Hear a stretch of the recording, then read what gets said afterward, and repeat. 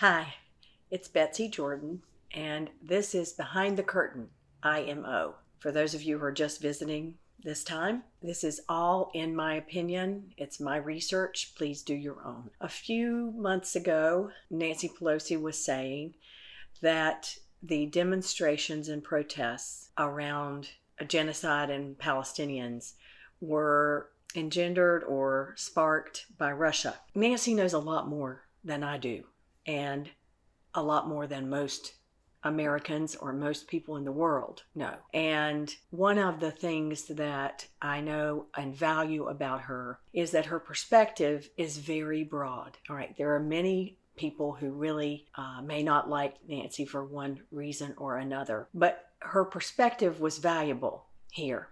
I don't agree with her necessarily about the protests, but I do know that there is influence from Putin's government that is behind the scenes and way behind the curtain. But let's talk about the layer that she's talking about and the layer that I don't agree with that perspective. Okay, so yes, Russia benefits from any divisiveness in the United States of America.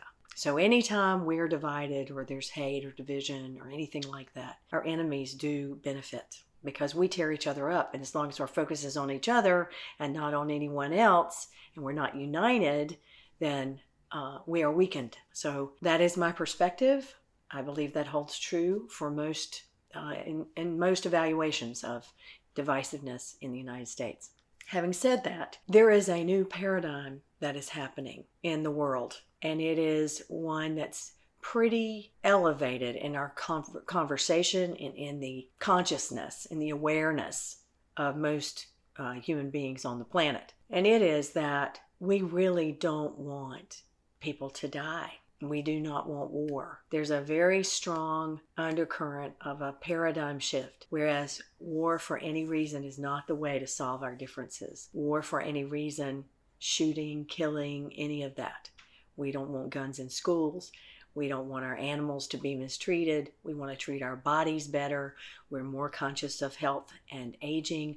We are more apt to want to understand the other side. I think we need to give ourselves the benefit of the doubt a lot more. We are not interested in the kind of arguments that have happened in the last 4 to 8 years. We are interested in having a much more equitable way of living. And any time you see people who are trying to sow seeds of divisiveness, well, it becomes an opportunity for us to bridge that gap. So that also is in my opinion, but what I'm seeing is a need to protect our planet, a need to protect our animals.